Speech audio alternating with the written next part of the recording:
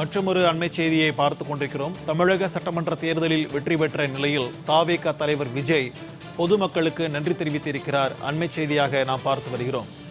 தமிழக மக்களுக்கு தாவேகா தலைவர் விஜய் நன்றி தெரிவித்திருக்கிறார்.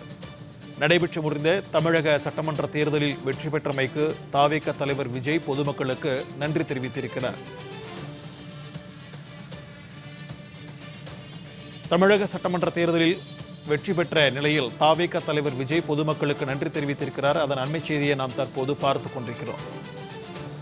மே 7ஆம் தேதி முதலமைச்சராக பொறுப்பேற்க உள்ள நிலையில் தமிழக மக்களுக்கு தாவேகா தலைவர் விஜய் நன்றி தெரிவித்திருக்கிறார்.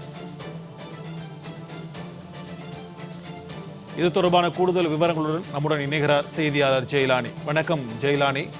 தமிழக மக்களுக்கு தாவேகா தலைவர் விஜய் நன்றி தெரிவித்திருக்கிறார். இது குறித்தான விரிவான தகவல்.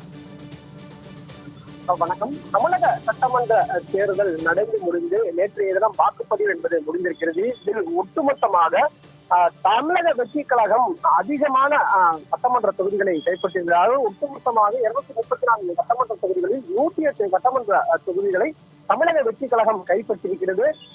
போட்டியிட்ட அந்த தொகுதிகள் வேட்பாளர், அதாவது கட்சிகளிலேயே அதிக சட்டமன்ற உறுப்பினர்களை வைத்திருப்பதன் காரணமாக ஆளுநரிடமும் தாங்கள் பெரும்பான்மையை நிரூபிப்பதாகவும் தாங்கள் ஆட்சி அமைக்க அனுமதி வழங்க வேண்டும் என்பதாகவும் கோரிக்கை கடிதம் என்பதையும் வழங்கியிருக்கிறார்கள். நாளை மறுநாள் சென்னையில் இருக்கக்கூடிய நேரு உள் விளையாட்டு அரங்கில் அவர்கள் பதவியேற்பதற்கான கட்சியின் சார்பில் நடவடிக்கை என்பது மேற்கொள்ளப்பட்டு வருகிறது.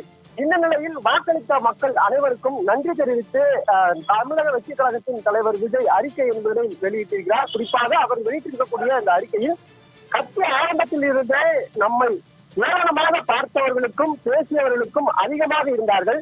அரசியலில் இது இயல்பே என்றாலும் நாமும் அதை கடந்து கொண்டோம். எவரையும் தாராமல் மக்களை மட்டுமே நம்பி தேர்தல் களத்தில் வில்லாக நின்றோம்.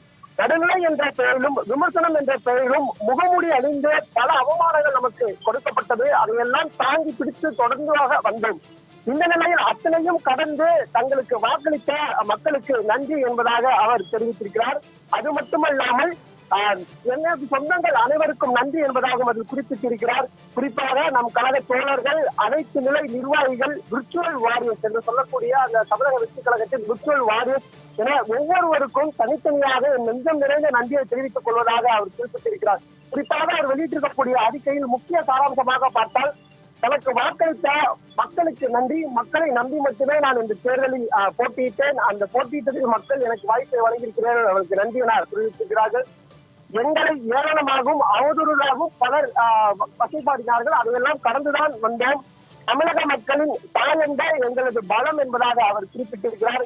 இந்த தேர்தல் இந்திய அரசியலை அதிர வைத்த ஒரு தேர்தலாக இருந்ததாக அவர் குறிப்பிட்டிருந்தார். குடும்பங்களும் குழந்தைகளும் மாற்றத்திற்கான காரணமாக உணர்ச்சி போக எங்களுக்கு வாக்களித்தவர்களே அவர்கள் அனைவருக்கும் எங்களது நெஞ்ச நன்றி என்பதாக தமிழக வெற்றி கழகத்தின் தலைவர் விஜய் அவர்கள் அறிக்கை என்பதை வெளியிட்டிருக்கிறார். விரிவான தகவல்களுக்கு நன்றி ஜெயலானி.